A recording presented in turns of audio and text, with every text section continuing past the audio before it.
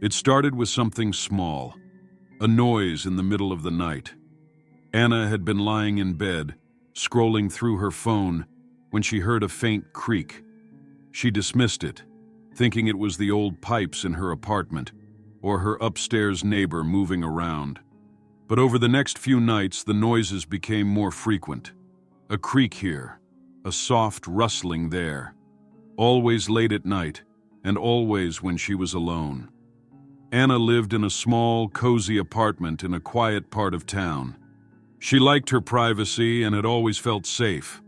But lately she couldn't shake the feeling that something wasn't right. She started double-checking her locks before going to bed, and still, the unease lingered.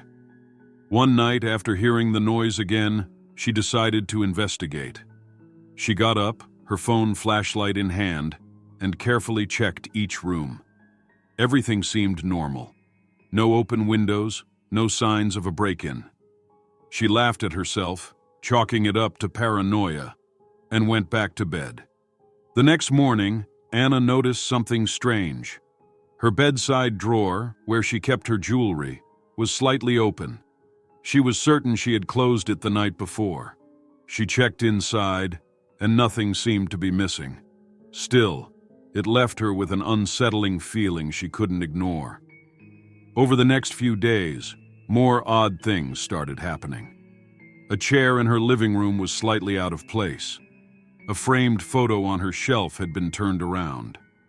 One evening, she found a strange smell in her apartment, faint but distinct, like sweat.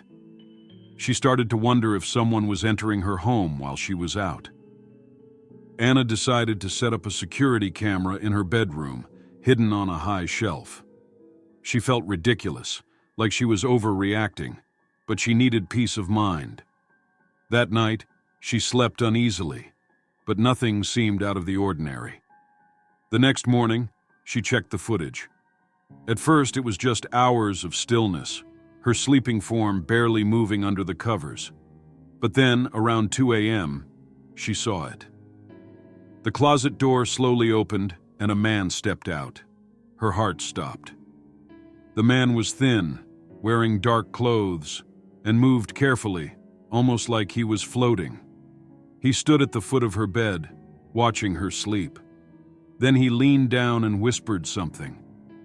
Anna couldn't make out the words, but it sent a chill through her. After a few minutes, he moved back toward the closet and disappeared inside. Anna's hands trembled as she rewatched the footage. She couldn't believe what she was seeing.